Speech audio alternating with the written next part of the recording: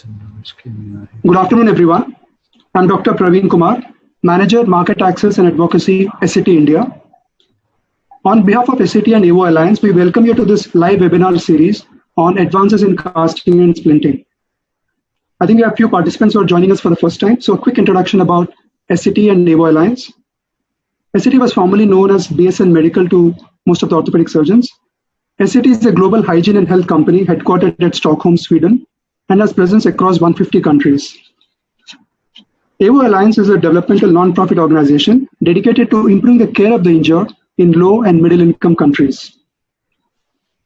This is the fourth such program in a series of live webinars scheduled every Saturday from 1 p.m. to 2 p.m. during the months of May and June 2020. And the topic for today's session is how to prevent and manage complications associated with casting. I would like to welcome Dr. Jawahar Jetwa, who is a keynote in this session. Dr. Jetwa is a consultant orthopedic surgeon at AMC MET Medical College, Ahmedabad. And joining him, we have a distinguished panelist chairing this session. I would like to welcome Dr. Devashish Barik, who is a professor in orthopedics at NKP Salve Institute, Nagpur. I would also like to welcome Dr. Amjad Hussain, who is a chief consultant orthopedics at Lab 8 Hospital, Bangladesh. He's also a committee member of EVO Alliance Steering Committee at Asia Pacific. And he has also been a past president of Bangladesh Orthopedic Society. We're also privileged to have Professor Dr. Klaus Dressing, who's a former assistant medical director at University of Medicine Göttingen, Germany. We welcome you, Dr. Dressing. Good afternoon. In today's program, we would start with a speaker session by Dr. Jawahar Jetwa, and that would be followed by comments from all the panelists. And the last segment would be Q&A session, where I would direct all the questions from participants to the panelists and speaker. So I would urge all the participants to post their questions in the question box below the screen. With this, I would hand it over to Dr. Jawahar Jetwa to start the session. Over to you, Dr. Jetwa. Welcome you all. It's nice to see all of you again, and I'm very happy to present this particular talk on complications. Basically, I thank at the outset EVO Alliance SCT for this masterclass, and I am bringing greetings from Ahmedabad, which is now developing very fast compared to other cities in the world. And in this talk, I have nothing special to declare, any financial affiliations, but my colleague has provided me a couple of good content and pictures. And many of the pictures I have taken it from this particular website where I got his permission to show. So, friend, let us start. Like Dr. Remo Angular, who is a certified orthopedic surgeon, he is having a blog called The Cast and Curious. And he says that it's a privilege rather to apply plaster, cast. And he also says that anybody who doesn't know about cast care and complication should not even attempt to apply cast. Very strong word. He also adds that the status of cast speaks its creator. So from a distance, you can find out who has applied the cast. And very importantly, he says it's an art, make it look like one. So friend, with these particular notes, let me use your time of around 30 minutes to talk about systemic complications, local complications, cast-specific complications, medical morbidity issues, cast removal complications, selected some published papers, and why a consent is required even if you go for non-operative treatment. And mixed with that, somewhere I'll be talking about prevention as well as manage that particular complications. So let us start with a systemic complication, which is the most serious and disastrous complication is deep vein thrombosis, which can lead to pulmonary embolism when you particularly apply lower limb cast. So it starts with the pain in calf and swelling all over. Now this is the published study, a case presentation where male 23-year-old had an ankle fracture while playing badminton. So he was given a cast for 4 weeks, then he had a severe pain and swelling, So cast was removed and it was diagnosed as a DVT. Unfortunately, his mother did oil massage for 30 minutes and she lost her son due to pulmonary embolism. So something very bad can happen if you do not understand the complications of cast. So in a systemic complication, we can prevent by elevation, active toe exercise, encourage ambulation, avoid dehydration, check blood thinners if he is taking, educate and instruct well about, and after also removal of the plaster. And once it happens, instant removal of cast and investigate, diagnose and refer to the specialist. Now, the second complication is allergy, which is usually with the synthetic material, may it be stockinette or roll padding or cast. And sometimes while cutting it, the dust which comes out of synthetic material may be allergic to the patient, to the technician, or to the doctor himself. So this is a case of mine of male 30 years having roadside accident, has an undisplaced fracture of radius ulna, middle third, and he was given water resistance cast padding, and he had persistent itching and burning. So we had to remove the cast and found that there is a skin allergy. So this was the case where we had to remove this cast, and inside was a synthetic padding material which gives rise to such a huge skin allergy. So that is what can happen. So we have to be careful for the material allergy. So we have to avoid synthetic material if it is a known case of allergy, or use skin cream or some calamine type of lotions. And when it occurs, remove cast, apply gentian violet solution and give some anti-allergic medicine. Gentian violet works very well when you have a skin allergy because of the material. Skin trauma, a ridge formed in the plaster creating a pressure point on underlying skin while plaster is setting. Now that gives a problem, especially at the ankle, popliteal fossa, cubital fossa. Look at this. If you are not careful in a good position of the ankle, and while it is setting, you try to push this ankle into normal 90-degree dorsiflexion, you might get such ridge, and that ridge will give pressure and will not allow patient to sleep well. And this can also happen because of finger impression, which is very well explained in the video of this company, that you use palm.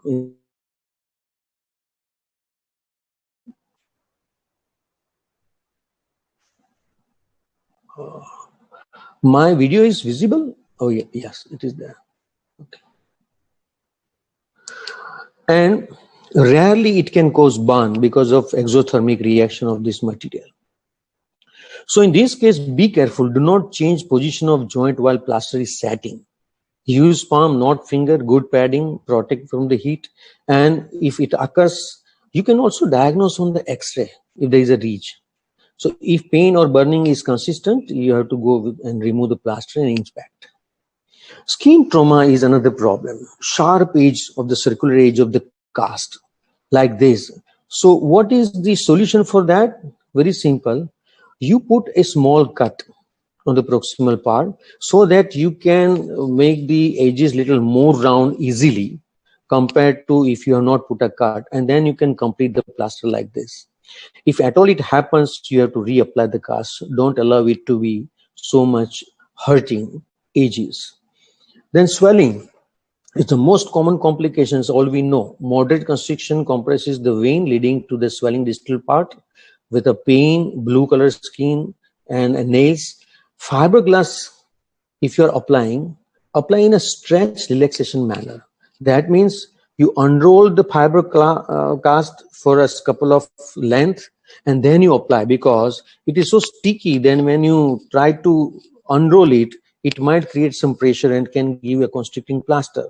But better is now the newer one, that is polyester cast, which is not having this problem. So prevention is that you try to give a slab initially till the swelling subsides, and see that the MTP MCP joints are open for full movement like this, and keep the nails clean and keep elevation. But if it occurs, then you can slit, bifid or remove the cast because of the swelling.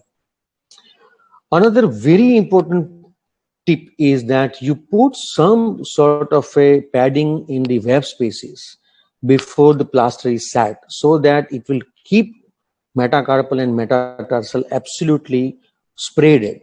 So when you remove it, patient is able to do a movement very easily.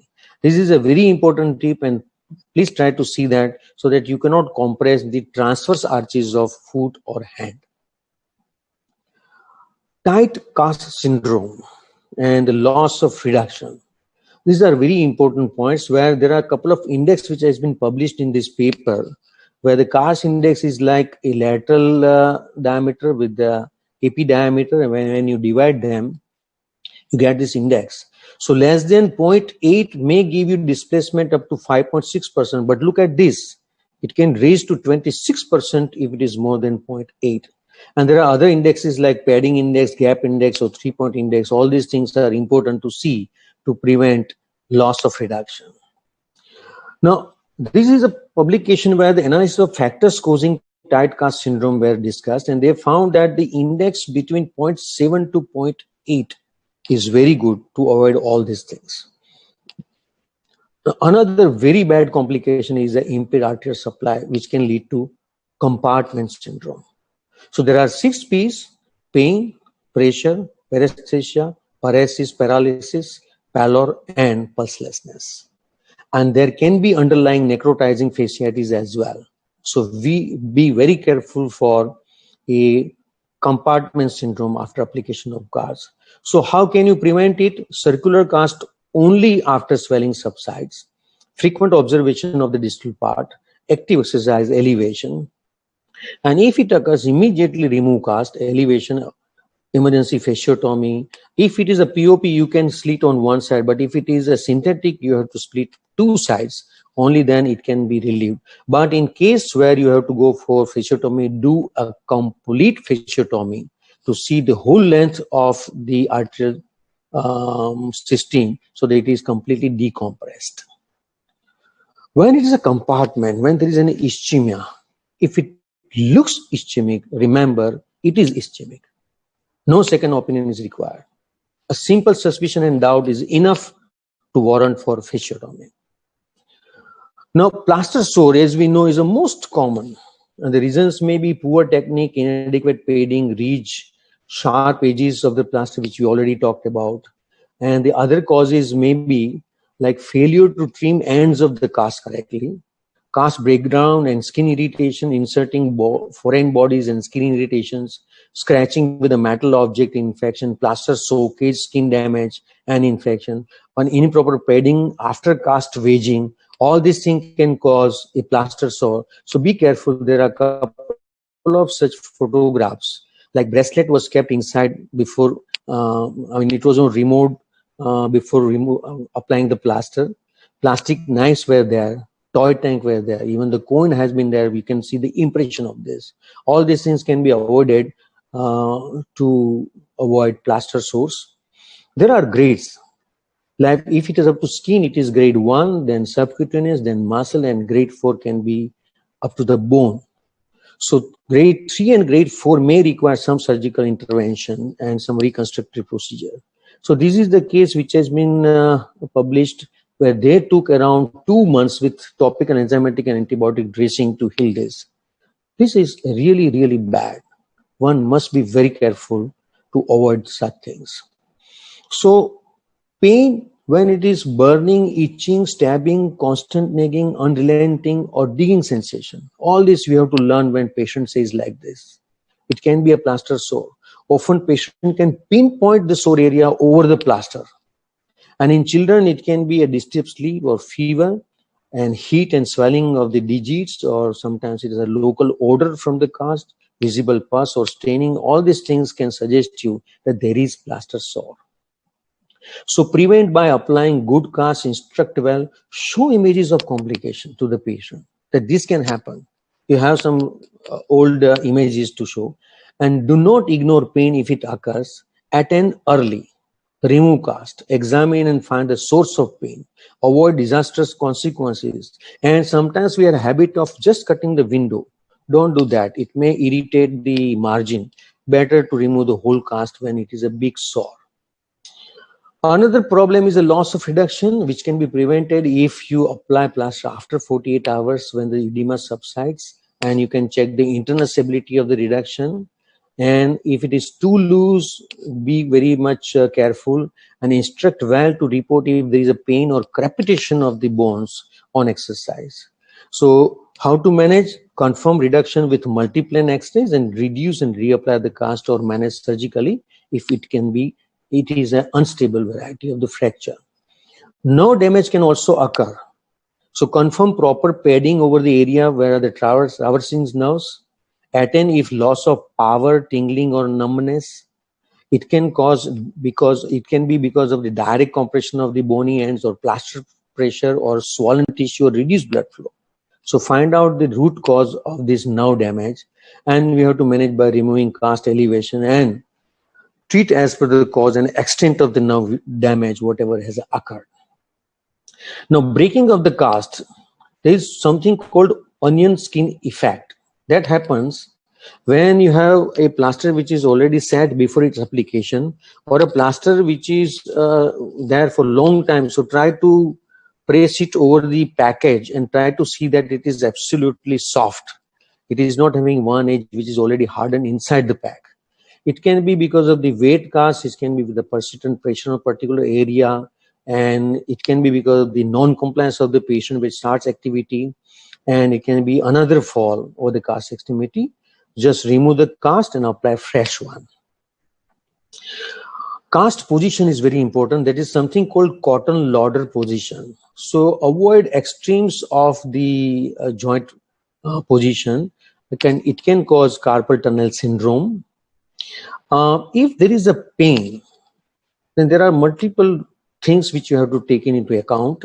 It can be a tissue damage, it can be within the cast, swelling, maybe muscle spasm, maybe pressure on blood vessels, now skin irritation, plaster sore. So any pain, try to give a good plaster. And what do you mean by good plaster? No complication. That is a good plaster, because a persistent or intermittent acute pain should never ever be ignored. Be very careful for that. So region-wise complications, which is just to complete the talk, like in a scoliosis, we give body cast, which slips down, which causes pressure sores, and something called cast syndrome can occur because of the gastrocnemic discomfort, and it can create nausea, cramps, retention of urine, and abdominal distension. In a Minerva cast, also it can slip down, and it can cause some paresthesia or pressure sores, and it can also give loss of alignment because of the rotational movement of the neck. All are now not applied that much frequently. And there are other regional casts like shoulder spica, hanging cast, hip spica, long, short arm cast, hip and long, short leg cast. All this region, there can be pressure sores, skin irritations, nerve damage, and visceral discomfort. So even in regional wise, you have to think of the regional neurovascular structure. But it is more in very obese and very thin. Both of these patients, there can give you complication in plaster. So if you apply a very good plaster with a very good reduction after 2-3 days in all aspects, you can go with a very good non-operative management. And this is the way apply a good cast. Thermal injury is one of major things which has been reported by several studies, although it is not so common in our practice. It can be because of the deep water which is very hot, or there are multiple ply of the cast which can cause more heat, or when the plaster is folded over the edge, and there can be reinforcement of the curing plaster cast. So you apply a plaster press over that, you apply a fiberglass. So whatever the heat which comes out because of the plaster press cannot come out and dissipate. In those cases, there can be thermal injury. Burn at the removal of such reinforced cast, and under anesthesia, it can cause thermal injury. So be careful for that. Another sign is a disappearing toes or finger sign. What do we mean by that? That means the finger migrate proximally, which can be seen on X-ray. That can be because of the too much of padding and regression of the edema. But paradoxically, it can cause more sores. Loose plaster, loss of reduction, and foam padding and proper cast, all these things are to be considered to avoid this complication. Now, where can there be more complication? It can be with the patients with inability to effectively communicate, infants, child with so many diseases, under anesthesia or comatose patient, impaired sensation with spinal cord injury, diabetes mellitus, meningomyelocele spasticity, or maybe in atopic dermatitis. Avoid this synthetic padding because it contains diisocyanate, which is most irritable to the skin. So in those cases, use a cotton. On the surgical wound, when we want to apply this plaster, there should not be bunch of dressing under the stockinette. No circumferential cotton gauze should be applied, which can constitute like a tourniquet, which is called as a caking of the dried blood. And make a generous window whenever you want to make it, and apply non-stick dressing directly over an inner plaster. So you have to explain, you have to be careful when there is unexplained pain, fever, false swelling, or drainage or worsening of the pain, where you have to be very careful. The medical comorbidities which can affect the plaster care may be osteopenia, cerebral palsy, those taking with the anticonvulsant, then pathological fracture because of the weak bone when it is casted or while removing the cast. So you have to prevent by less immobilization, less than 4 weeks. Weight bearing cast so that there not be disuse atrophy, and use a soft cast like Delta Soft, which is good, and splint and braces when it cannot be applied. While cast removal incidence of burn because of the cast sow burns is up to 0.7%. And remember, cast sow is oscillating, it is not rotating. So protection with plastic and metal strips can prevent. Finger support is very important when you put this particular sow on the plaster. In-out technique is better rather than dragging across. And when you want to make a window, circular window, the cow cut with this oscillating sow is not good. It can create torque on the blades and it can increase the blade temperature. So there can be thermal injury. This is what can happen while removing the cast. And keep a finger to see that you do not go so deep. These are the materials we should have while removal of cast. But very important, which I like to explain to you, is the blade. When do you think the blade is dull? The sharp blade remains sharp only when the teeth of each blade, they are not in a one line. They are alternate on one side, alternate on the other side. So when you just touch it, it looks like a rough surface. So this is initially, when you use this blade for a pretty long time, all the teeth, they align in one single line, and then that blade becomes dull. And that blade cannot cut and can cause more thermal reactions. Loss of reduction, you have to be careful. This is the publication which says that when you compare with POP and fiberglass, the loss of reduction is the same, but pediatric patients, they prefer fiberglass. Another study for the club foot correction, they say with the semi-rigid POP is more effective because it is very easy to correct it and put it that. It is easy to remove. Cast waging, which is something very important, where you can use hybrid cast. With a gradual waging, use plastic wedge spacer and take X-ray each time the step and be vigilant when there is some complication. So like this, there is a deformity where you apply a plaster, and proximally and distally you can apply reinforce with the synthetic cast. And when you do waging, try to put some bit in between and take care, and you can avoid complication. Now this is my case where she was operated 3-4 times for the metatarsal fracture, and recently she got this fifth tuberosity fracture, where I wanted to give a cast, walking cast. So I find that to avoid all this complication, good is a soft cast like this. It is very good for the patient, as well as it's very easy to remove. You can remove without using any tool, with the hand only. So that is something very good. So try to avoid complication using a latest material that makes sense. Now, a couple of the publications, like this is a publication of total contact cast for the diabetic patient, which again causes many complications. And there is some discussion, at least one complication is found in 159 cases out of 381 cases. So something which you are not to be used unless there is a specific.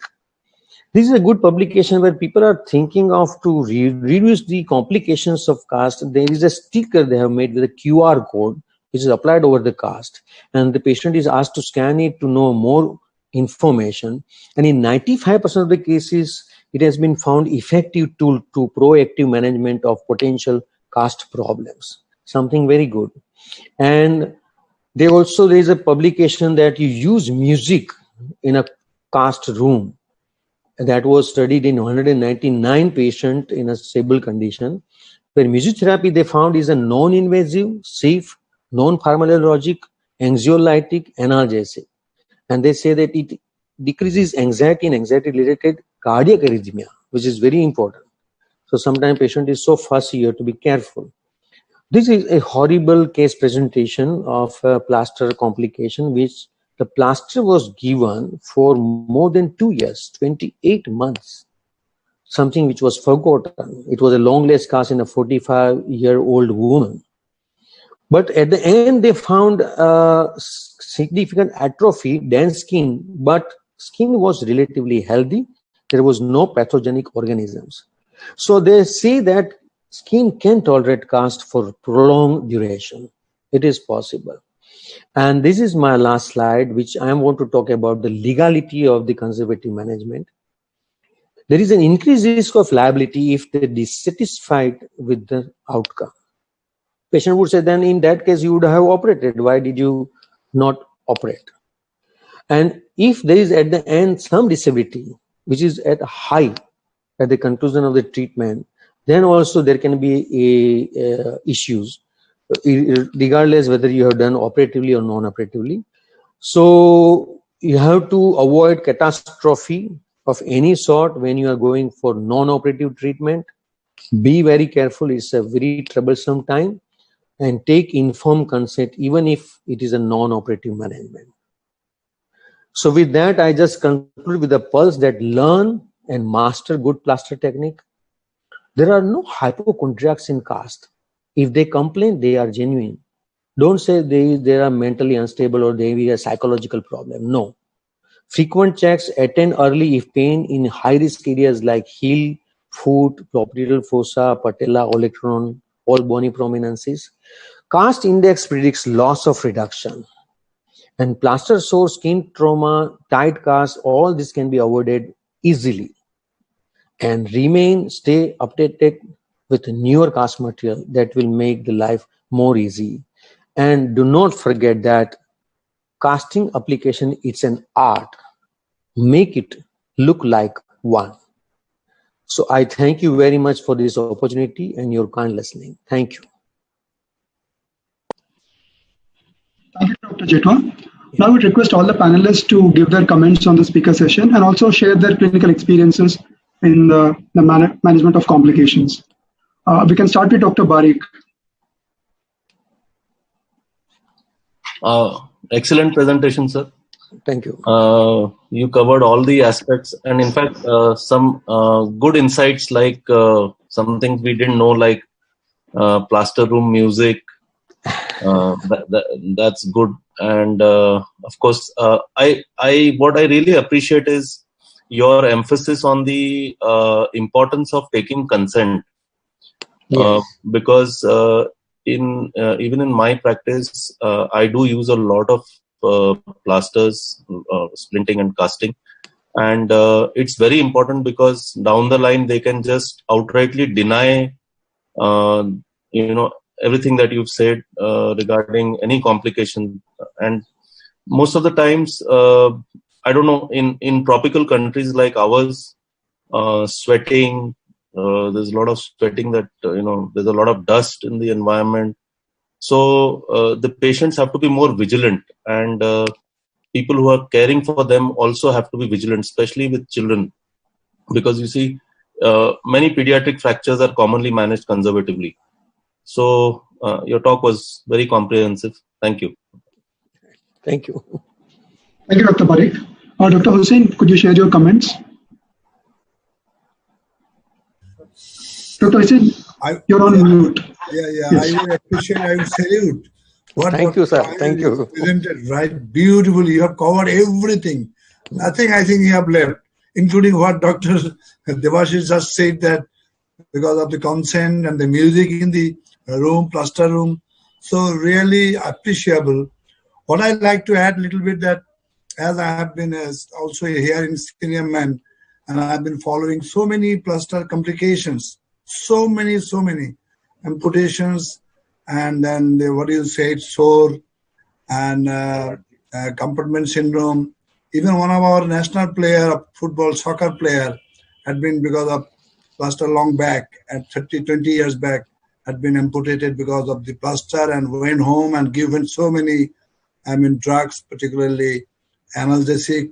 So ultimately, he has after plaster developed, compartment syndrome, and ultimately had to go for amputation. Oh. And another colleague, my colleague, also did plaster, and then because of some situation, bad situation in our environment, when there is no way to consult doctors directly or some in between gap. So ultimately, analgesic was given, injectable was given, anesthesia. So the child had to go for ultimately gangrenous, and then had to go for amputation. So my feeling, also you rightly said that plaster sore. You rightly said that art of the plaster is important. Say, plastering is an art. Beautifully, we can do it very carefully, not that haphazardly. Even the crease, wrinkle, everything should be, taken care of, particularly. And then, whenever I'm doing plaster, particularly the pressure points are so important. In this, the common peroneal nerve is a common point of nerve injury because of the tight plastering, and also the timing is important. What time I'm doing the plaster, and how much padding I'm doing. I'm to keep in my mind that I'm doing it just after a few hours, when still the swelling is going on and trauma reaction is going on. That should be counted, sir, because immediately after the plaster, after the trauma, if we go on and putting a plaster tightly, or padding is not given, even the simple slap, what do we call in our class, back slap, I think, that even tight back slap may, because that will cause some little pressure, that will cause hemorrhage. So, what I prefer, that I will apply first back slap immediately with proper casting, proper padding, and then after 2 to 3 days, when everything is set, the reaction is not there, the trauma reaction is already removed. So after 3 to 4 days, or even 7 days, because my people cannot come within 2 to 3 days, because in our area, poor people, they cannot come so much to me or to our colleagues. So you would suggest them to come after 1 week or 10 days or 2 weeks to come have and then replaster like fiberglass or something like this. But not immediately. I would not suggest to do any fiberglass or this sort of plaster. At least whenever it is not hospitalized, no problem. But when I'm discharging the patient or out of my clinic, so I would give simple anyway this back slap, like, and with all sort of padding, and then casting after 4, 5, 6, 7 days, then I can go there. Regarding your other points, what I like to add that in my area, the regional pain syndrome, as you know, that regional pain syndrome is one of the main problems, because our patients are not intelligent enough that even everywhere you have to tell the patient that you move, mobilize. Even there was a saying in the book of Watson Jones that the lady has been given the writing, but as the doctor didn't tell her that you need to go and move it. So what has happened? Ultimately, the lady came, "Oh, doctor, you have written it in your paper. You have not told me anything." So that should be clear that our movement and the regional pain syndrome in very common in our particular age group of people, old age group, because if they do not move on mobilizing the limb or the fingers, the plaster is given up to up to our wrist, proximal palm, proximal crease of the palm. But the remaining finger should be working, doing everything. That should be told to the party very, very precisely, very, very elaborately. So the doctors or the assistants, they will brief the party that we need to do that. You have to mobilize your finger, and that will help. So this way, and after remove of the plaster, after 6 weeks or 8 weeks or even 12 weeks, we need to, tell the party. Rehabilitation is so important.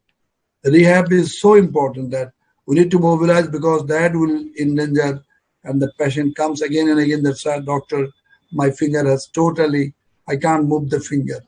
That is also being taken care. And whenever I am doing plastering for my, as you know, that how to apply the plaster and saving the finger or metacarpal bone fracture, or this technique is, we know that when to do and when to remove it even. So the timing of the removal of the plaster, and then advice to the party that you need to do warm water, put my hand in the warm water. In my practice, what I do, you put your hand in the warm water or your ankle in the warm water, and then mobilize it, and also you mobilize it. So this is already Dr. Jawahar has told everything. I think enough he has said. So what we need is to re-emphasize it, and we have to tell our party. Thank you so much again for everybody. Thank you. Very true, sir. What I very much agree that in an operative management, there may be fewer follow-up visits, but in non-operative, there has to be multiple.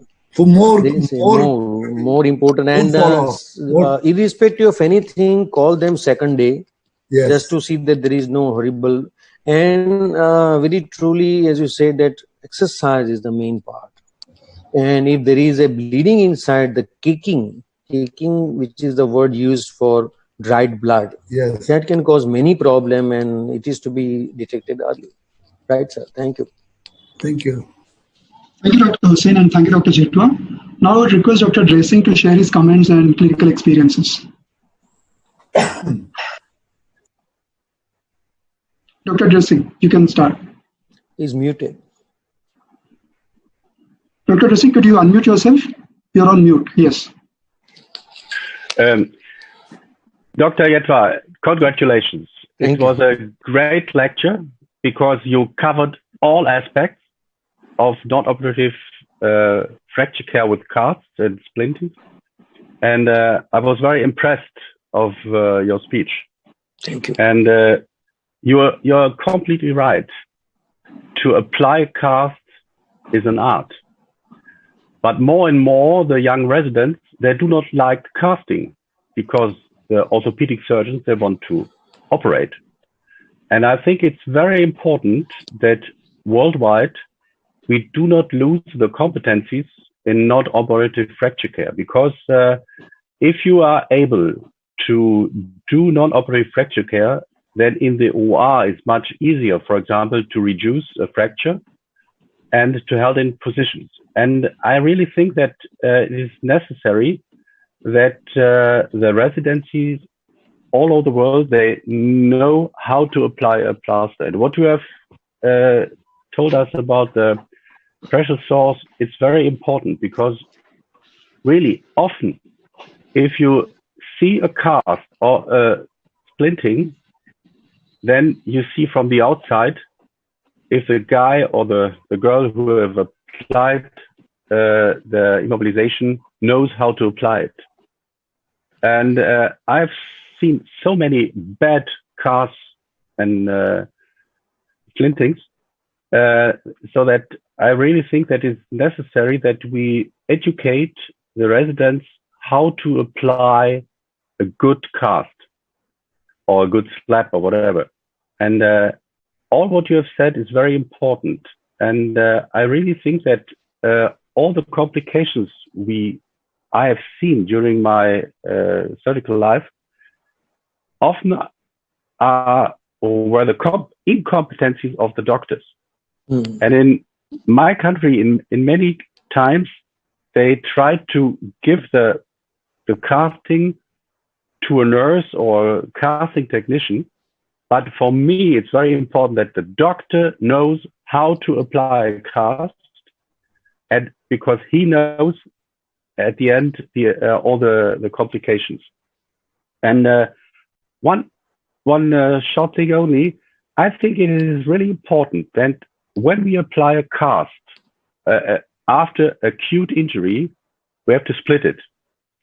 And I think that's very important. If you use unsplitted cast and you have the swelling, then what you told us, the compartment syndrome may happen. So for me, it's very important that each cast after acute injury has to be splitted. I think you will agree with it. Yes, very much. Yes. Right. See, thank you very much. Okay. Go ahead, Dr. Jetwa. Yes. I just wanted to know that you rightly said that there was one study where there was a complications of cast, and they found that only 2% of the patients were given plaster by the treating surgeon. 98% was by either the resident or with the technician. And I remember my teacher, late Dr. Dhodakya, K.T. Dhodakya, who was doing a good, all sort of practice in Mumbai. He used to give plaster by himself only in his own private cases. He never leave it to anybody. So that way, you are very true that unless we learn the art, or at least we need to observe that the plaster given is good. But it is very important. I agree with that. But you can only evaluate it if you know how to apply a cast. So, but I have to say there are some very, very good cast technicians all over the world. And, I've written for AO Trauma and AO Foundation this book together with Peter Trefton. And there we had a cast technician from the Netherlands. And I think he is better than most of the surgeons when applying a cast. But I really think that doctors have to know how to apply a cast. And only when you are used, for example, to use cast, a POP, and you know how to modulate it and how to hold it, the fracture in reduction, then you can evaluate other casts. Very true. The cast speaks the creator. From a distance, you know that this has been applied by some who knows casting very well. Yes, it's very true. Right, sir. Thank you, Dr. Rishi, and thank you, Dr. Jetwa. So now we move on to the next segment of the program, which is Q&A session. So the first question is from Dr. Tariq. It is addressed to Dr. Jetwa. Yes. Is it a good practice to apply oil to the skin before you apply a cast so that we can reduce the skin drying and itching? Not necessarily, because of the reason that you have to know that it is simply moisturizing or very soothing. Otherwise, sometimes it may become more sticky and patient may not like it. So see that it is a very light oil or the oil which is known to him, then you apply. Usually what I do is I always clean the area with antiseptic, with a sterilium, and try to see that firstly I disinfect it, because it is a pathogen which causes more problem, and thereafter wash it with a saline, and then whatever such oil or cream or solution can be applied. There are a couple of pharma companies who are preparing specially cream for plastering. Yes. Okay. Any comments from the panelists? I wouldn't apply anything actually. I would just clean the area. Doesn't need to apply cream, pills or anything, because once you apply the cast, you wouldn't know what's happening inside. So my take is don't apply anything, just clean the area. If everything is fine, just apply a cast. So more so when you are using a water resistance cast, where you ask the patient that you have to wash it and take a bath. If they are using water resistance cast and they are not taking bath, then that synthetic material is not going to absorb the perspiration, unlike, cotton one.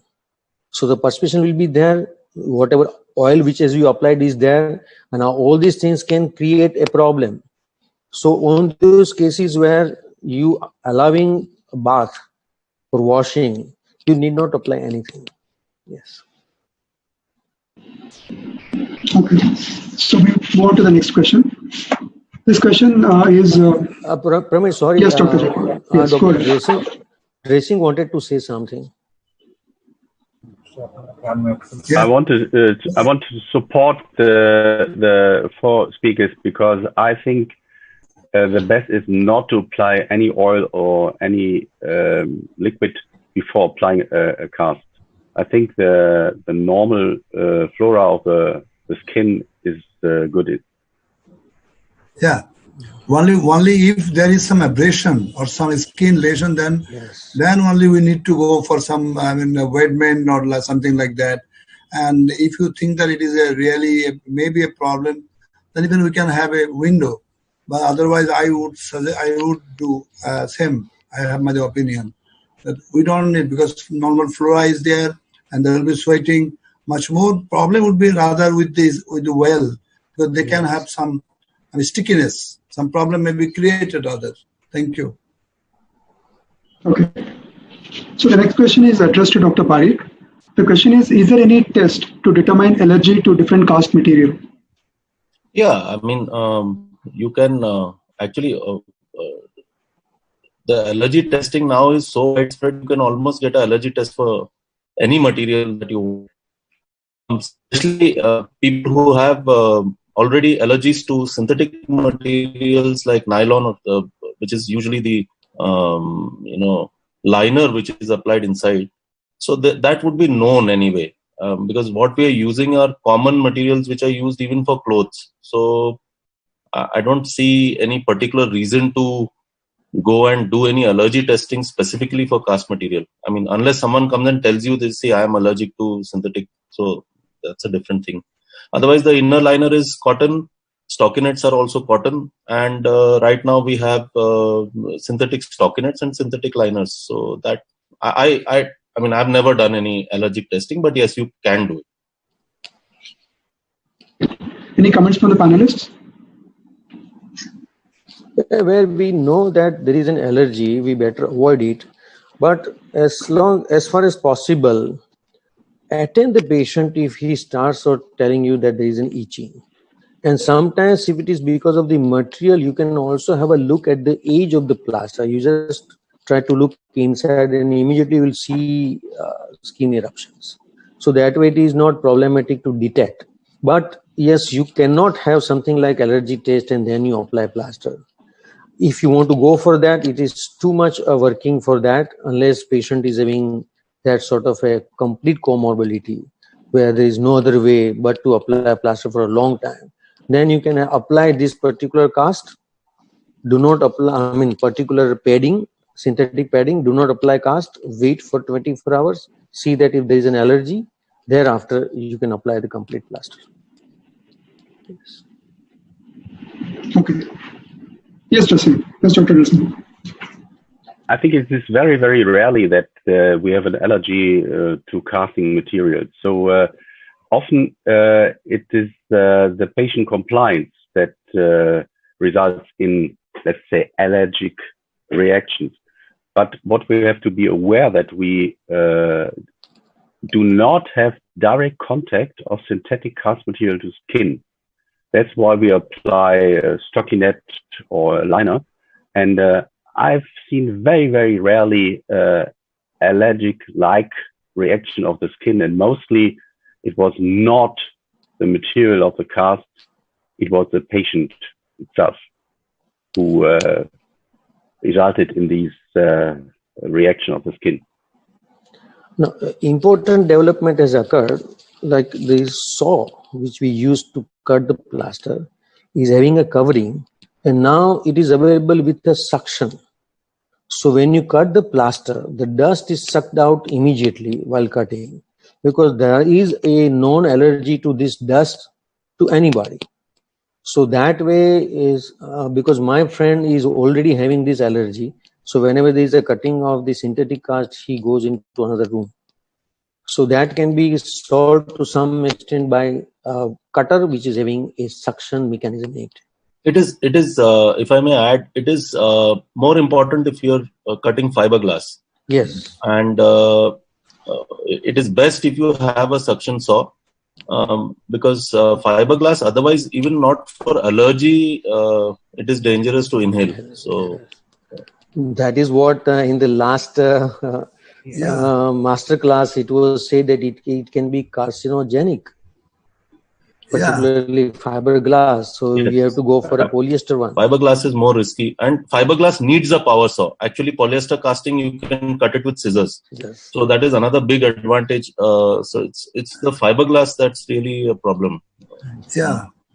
And particularly very careful about when we are just, as you say, Dr. Jawahar said that, I mean, this guide something in between the skin and your saw. Yes.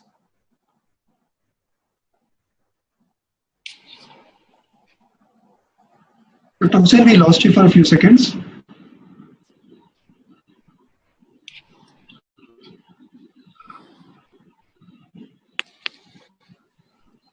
We'll try to connect to Dr. Hussain again. So meanwhile, any comments from the panelists on this? Yes. I think suction saws are very good and necessary. So over many years we use mask if we are cutting POP or synthetic cast. But if you have a semi-rigid cast material, you can use scissors. And so in our environment now, nearly 90% are semi-rigid casting materials. So we do not need a cast saw. But yes, the problem is the dust of the fiberglass. And the question is this is an allergy? I think it's not an allergy, it's a reaction, and perhaps it may also result in cancer of the lung. But if we look to the material itself and look to allergy, I really think that the material itself, if you have contact to the skin, it may result in an allergy-like skin reaction. But if it's polymerized, I think there is no allergenic of the cast material. Okay. Dr. Hussain, you could continue. We lost you a while ago. Yes. Yeah, no problem. Yeah. What he said, Dr. Klaus said, I do agree with him that as our system, the plaster of Paris we used to use initially, there was dust, there was so much dust. But now I think what Dr. Klaus and Dr. Baris said, that we have minimum, in this fiberglass on polyester, there are not that so much dust would be there. So I don't think it will be, but anyway, if there is system, we can have, exhaust this, whatever it is, then that is good if we have the system. Right, thank you. Now, there are two developments which has occurred to avoid this dust and allergic problem. Mm-hmm. One, when I had attended the medical exhibition in Düsseldorf, Germany, where they have a plaster which is having a zip. So two solutions are given. You mix it them, you make a two type of a roll. You apply on the front and the back. And both of them will be stitched with a zip. So you just unzip and it opens up. And for about 2-3 years, I used that. But then it was very cumbersome. And second thing which has come up very well in Baroda, in my state, they have found a sort of a mesh type of a material where it cures with a light. So you just apply it, reduce it, there is a zip. And this reduced position, you just try to blow this particular lamp at light, and then it hurts. But to remove it is simply you unzip, because there are zips on both sides. So newer things are coming up. That is the reason why they stay. You may find some good minimizations. Yes. There's one more thing I think SET would be working on, because BSN was working about 2 years back, was on a transparent plaster material. So a transparent liner and a transparent plaster material. So I don't know how far they've come down on that, but that was another development we can look forward to. Interesting. Yeah. Push the frontier. Sure, Dr. Parekh. We'll give the update on that. Thank you. We'll move on to the next question. This is directed to Dr. Amjad Hussain. The question is, the two most complications which are seen are joint stiffness and muscle atrophy. So is that related to casting technique specifically, or is it related to the casting material which you use? Dr. Hussain. Yeah, this is both, because whenever we are, as I told you before, that if we apply the plaster cast and fiberglass,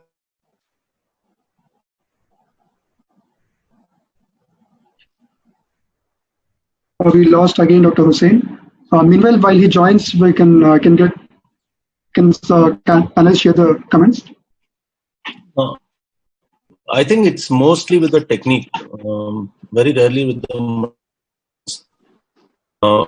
if you know the right technique, you can always avoid these, application of plasters in a functional position of the joint. Not unnecessarily immobilizing joints which are not required to be immobilized.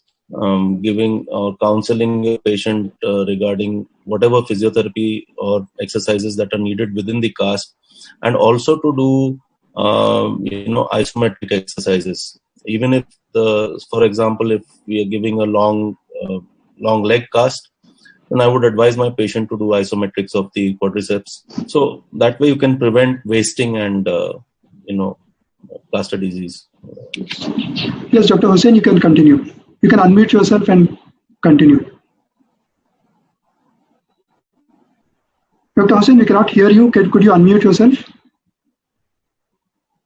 Yeah, yes. Fine.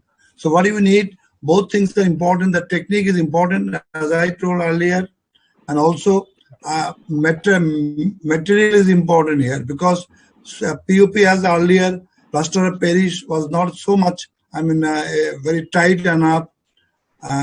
But after, whenever we are using this fiberglass or synthetic things, that should be taken care of properly. What he told that muscle atrophy. Muscle atrophy is because of how long we are keeping the plaster. And in the plaster, whenever we are using our muscles, like our fingers movement, toe movement, even whenever we are PTB plaster, we have to use it and we have to mobilize our fingers. And I should mention here, whenever I'm first wave space, the index and the thumb, that should be very thin material. We should apply the plaster so that I can pinch the fingers tightly, and I can use the fingers so that our whole muscles of the forearm and the arm can be mobilized. And after removing the plaster, as early as possible, I'm to go back and early mobilization, rehabilitation, muscle exercise, so my muscles can get back as early as possible. Because 3 weeks for the upper limbs is up to 3 weeks. If we can go for exercising, that the muscles definitely will come back early as possible. Thank you. Okay, Dr. Hussain. Any comments from your end? Yes.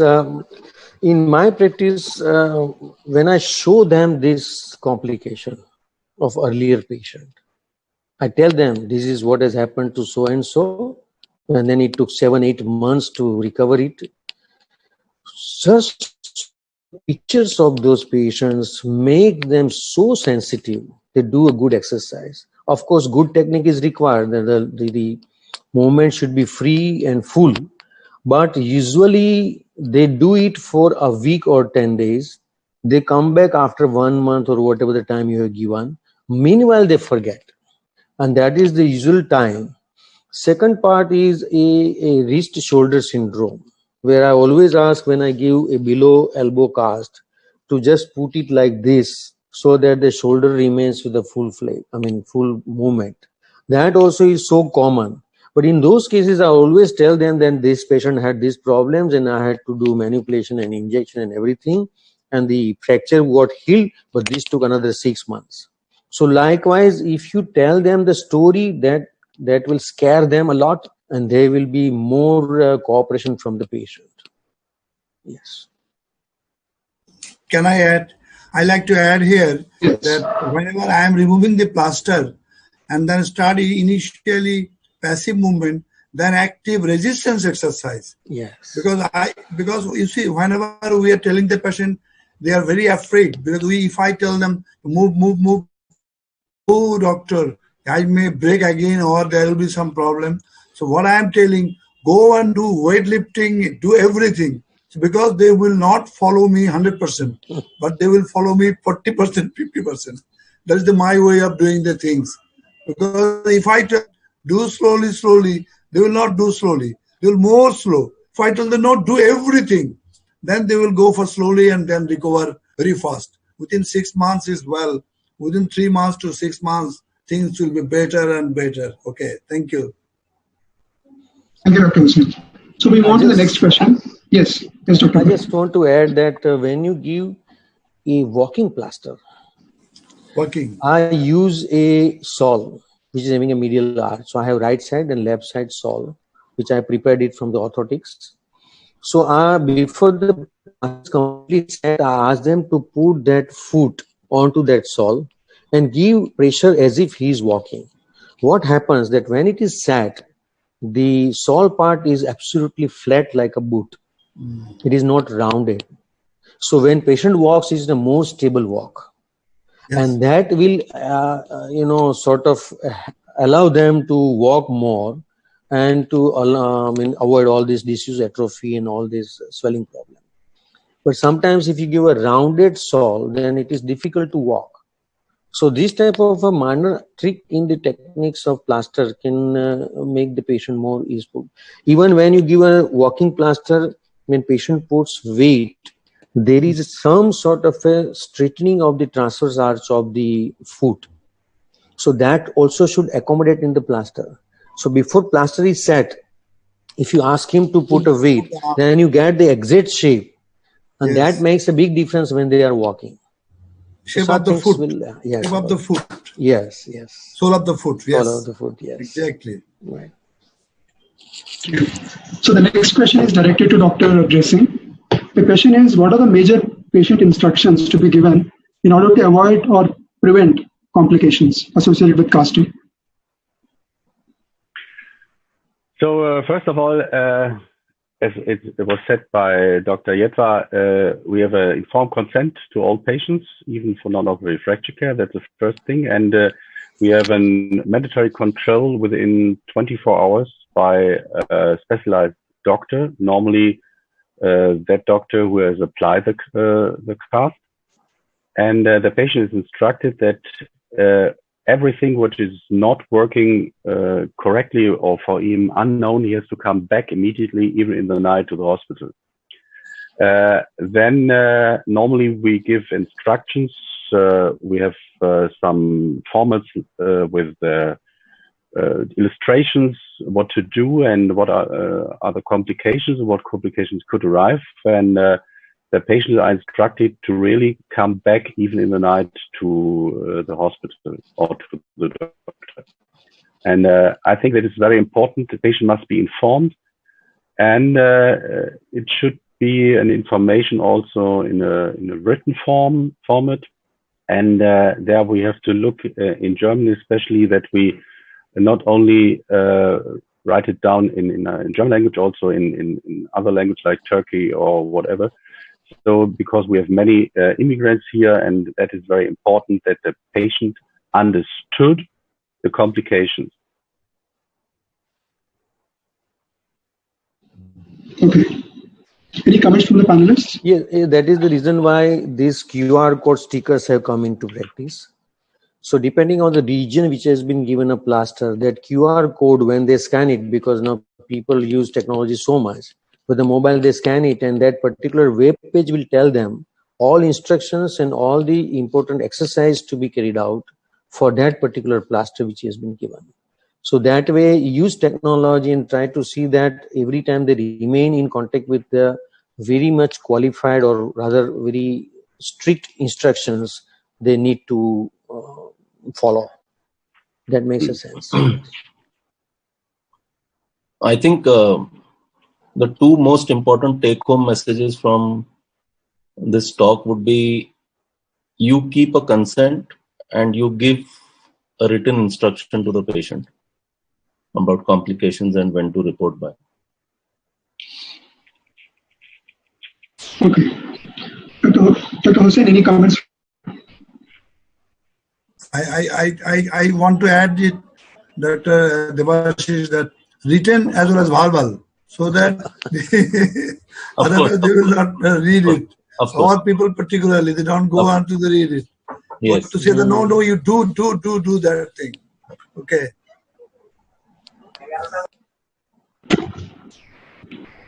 The next question is addressed to Dr. Yes, Dr. Jacob. When you talk about elevation, tell them that the foot elevation should be at least 12 inches to 18 inches above the heart level. Then only it is a foot elevation. If they sit and they keep one pillow, that is not an elevation.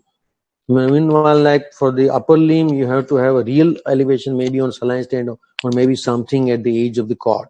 But they should be, as Hussain said, that we have to be explanatory when we try to give them instructions. They should know exactly what we mean by that.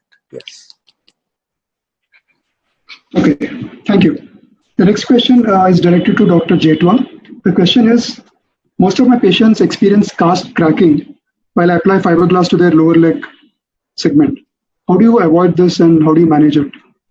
Now, there are two problems. One is that each cast has an expiry date. So first of all, find out that it is not partially set before you apply. So I usually ask to see the edges of the plaster over the packet to see that if it is partially set, which I say the onion skin effect, that is the one where you feel like that you are going to fiber cast, but it is weak, it goes on cracking. And so many times in a big hospital, I always ask to supply more bandages than are required, because once you open up first bandage and when you want to give second bandage, the second bandage is already set inside with the pack already. So it takes very long time to get it back from the pharmacy. So try to have multiple. That is one. Second thing is, yes, if you move the position at the time of setting, there is always a critical time when you have to be absolutely steady, not very early, not very late. Now that is the time we have to see that there should not be any crack. And thirdly, very importantly, if the patient is not cooperative, if he starts using too much, there is going to be crack. So you have to you cannot avoid it unless you instruct them well. But in a weight-bearing areas, yes, cracking may occur more.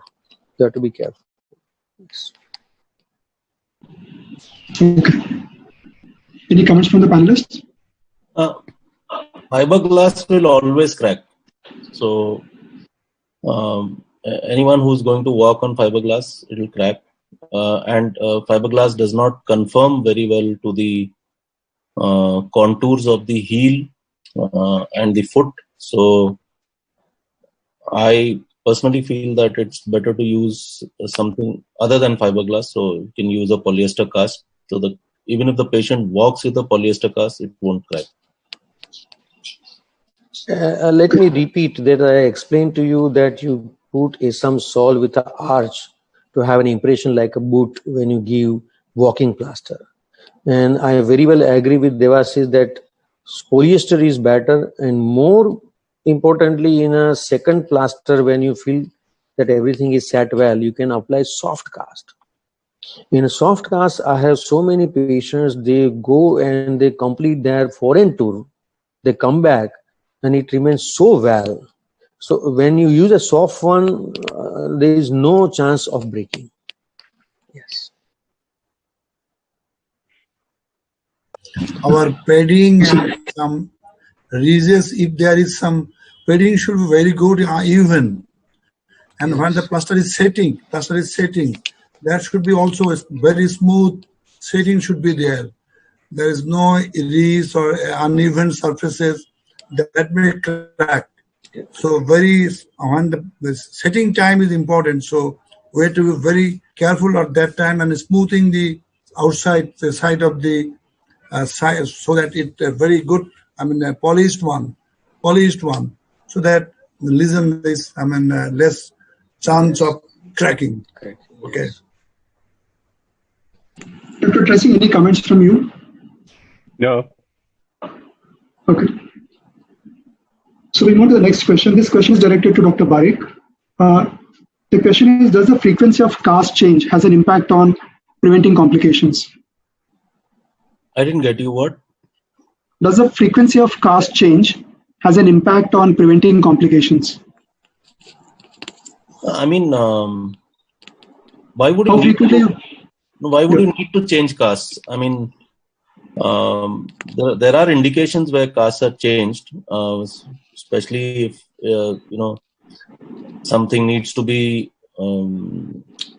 remanipulated or if there is some complication inside the cast. But usually, a single cast would take care of the fracture till it unites. I'm more in favor of converting casts to splints early rather than continuing with the cast. So whenever you can move to semi-rigid, from rigid casting to semi-rigid or to splinting early, so that would prevent complications. I don't see repeatedly applying the same cast would have no impact on complications really. That's my view. I would like to know what others feel. Right. Any comments from the panelists? Well, there should be indication. I have one comment. Yes. That is, if after 2 weeks to 3 weeks, when these things have been a little bit set, and then I like to 3 weeks to 4 weeks, I like to change the first one, and then go for the second one. And because the loosening will be there, that will be swelling will be reduced, so there will be the plaster will be loose, and there is a fair chance of our removal. The fracture also be displaced. Yeah. So that is also important. So keeping very carefully, removing the first one, to go for the second one, and as Dr. Debashish said that it can be a little bit not that too tight, or a little bit good one, adjustable, and then early removal. I would prefer early, as early as possible, and then go for mobilization. Yeah, thank you. Okay. Any comments? Yes, I think if you have to change a cast, for example, if you have a reduction and a very swollen extremity, then perhaps after 10 days or 2 weeks, you have to change the cast because it's loosened, as Hamid said. So, but I think regularly changing of cast, let's say every 2 or 3 weeks, is not necessary. I think only when you have a lower leg cast, for example, and you want to change in a walking cast, then you may change it. But you always have to be aware of the time of fracture healing. So if the fracture is well reduced and you have first signs of fracture healing in the X-ray, there is no problem. Otherwise, you have to be aware that the reduction can be lost during the change if you change a cast. So it's not mandatory to change the cast every 2 or 3 weeks. Okay. Any other comments? It is said. Yeah, Klaus, nicely said. Okay, so we move on to the next question. I think in the interest of time, we will take one more question from the participants. The question is directed to Dr. Hussain. The question is, again, the most common complications are again related to skin, which includes skin itching and dermatitis. And what are the precautions the doctor needs to take to avoid such complications? What I have followed, there is synthetic. Our cotton or other things is a little bit itching is more. If we go on simple cotton, not the synthetic cotton, what I mean that our simple cotton, those who are available, that is good for the padding, and that cause less irritation or less itching. And then if on the top of that, if I go on this stockinette over that small padding, cotton padding, a fine layer, thin layer, then stockinette, and then go for applying your whatever plaster cast, fiberglass or polyester. That is more, favorable. And on the top of that, what I like to add that some antihistamine should be prescribed if there is some, itching or something like that. Patient is complaining. That antihistamine is enough to, mitigate that situation. Is that okay? Any comments from the panelists? Yes. Yes, in my practice, you see, it's very well said that if it's too much of padding, then also it causes some movement inside and may start itching. So you have to be very careful to have a proper padding.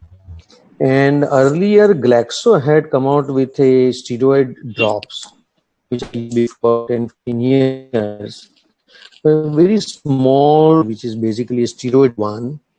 And they had marketed it for plaster as well as for the scalp skin conditions, where you just apply at the proximal part of the cast and it goes very well all over with 2 or 3 or 5 drops only. And that can solve out itching. But you have to be doubly sure that patient is not having any skin problem. And it is very well documented that atopic dermatitis is the one you try to avoid. And there are cases where patient may say that I had a problem of skin, but now everything is subsided. So don't depend on that, because it may be time of substitution or remission. But when you give plaster, it may come up again. So any skin condition, better to avoid and use only a cotton one and attend if there is some problem. Yes. Okay. Any other comments from the panelists? I have, in my experience, I have just one patient who had a colic cast and she had very bad allergy. I don't know why, to what, because she had allergy to cotton roll, she had allergy to synthetic stockinette, she had allergy to plaster of Paris. So I had tried everything. So I think in these situations, so what I did, I don't know how far others will agree with me. So I converted that to a synthetic cast into a splint. So she could herself remove the splint at night, apply her cream or her lotion for the allergy and put the splint back on her own.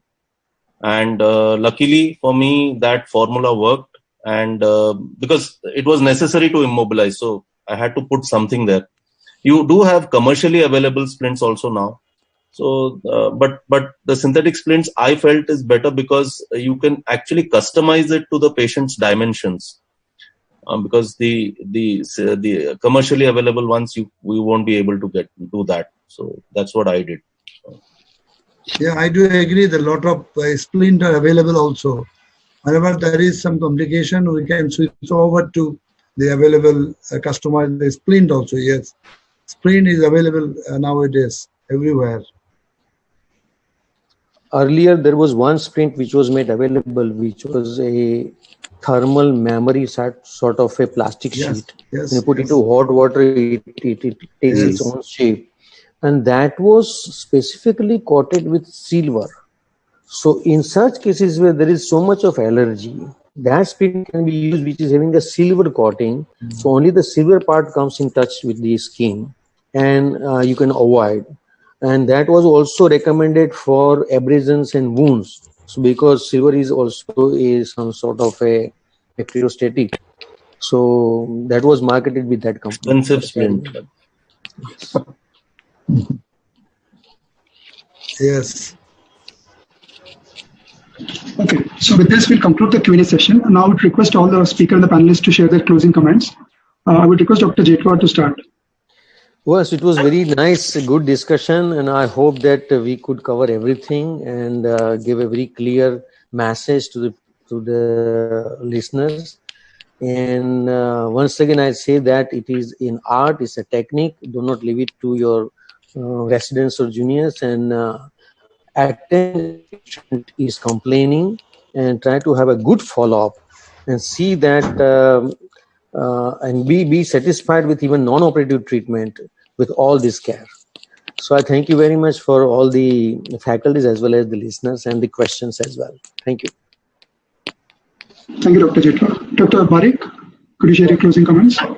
I think every orthopedic surgeon should be well versed with casting techniques and casting materials, how to use them, be very aware of its complications, and as you go on practicing, you will be able to perfect the art of applying a good cast. And very important takeaway from this talk, again I will mention that do take a consent and do give very clear instructions, both verbally and written, to your patients. Thank you.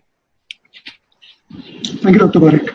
Dr. Hussain, can I request you to share your closing comments? Well, this is a very bad situation we are facing, the COVID-19. So we don't know how long it will stay with us, how long we have to fight, right? So I must say, as non-operative treatment methodology should be holistically, religiously, and art, what has Dr. Joy has said in his, deliberation, that we should follow. So I would request all my colleagues that avoid surgery possible and go for non-operative treatment and save yourself, save the patient, so that the load of virus can be reduced, and we can do it very artistically, so that our aim should be achieved. We can achieve that, the union should be achieved, and we can do better fracture care by our technique of non-operative management. So please stay safe and do the casting or plastering very, very judiciously, religiously, and then save our patient. Thank you all. Thank you, Dr. Joher and Parikh, Debashish and Klaus and everybody, the viewers also. Thank you so much for inviting me to join you. Dr. Hussain. I request Dr. Dressing to share his closing comments. So once again, I want to thank Dr. Jethwa for his fantastic speech, which covered all aspects of casting and complications. And I think for the audience, it was very impressive and important to hear about all these complications. And what we have heard from the panelists and also from Dr. Jethwa, I think it is really important that each resident in orthopedic trauma needs to have a good education in non-operative fracture care and in all the casting principles and also the casting complications, because then really in the future, all patients will have an artist work at their fracture when they have a good cast. So thank you so much to all, and stay healthy all over the world. Thank you. Thank you, Dr. Dressing. With this, we come to the end of the program.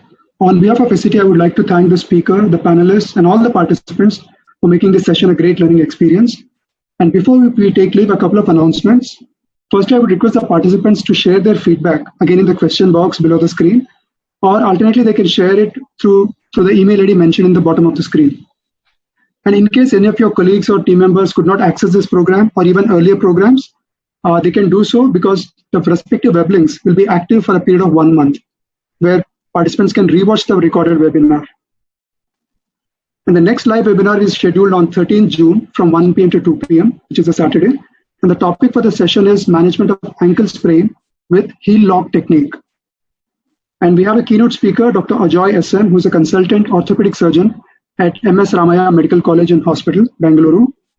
Dr. Ajoy is also the Honorable Secretary of Indian Foot and Ankle Society for the year 2018 to 2020. And joining him, we have distinguished panelists chairing this session. We have Dr. T.V. Raja, who is an orthopedic surgeon and foot and ankle specialist, and also a visiting consultant at Visa Medicure and Apollo Spectra Hospital. We also have Dr. V. Swarnakumar, who is a consultant orthopedic surgeon at National Hospital of Sri Lanka, Colombo. We are also privileged to have Dr. Jim Harrison, who is a consultant trauma and orthopedic surgeon at National Health Service, Chester, UK. So we hope to see you all and your colleagues in the next webinar happening this Saturday on 13th June, 1 p.m. to 2 p.m. So thank you once again. Thank you very much and stay safe. Thank you. Thank you. I love Nice you. to Thank see you. you, sir.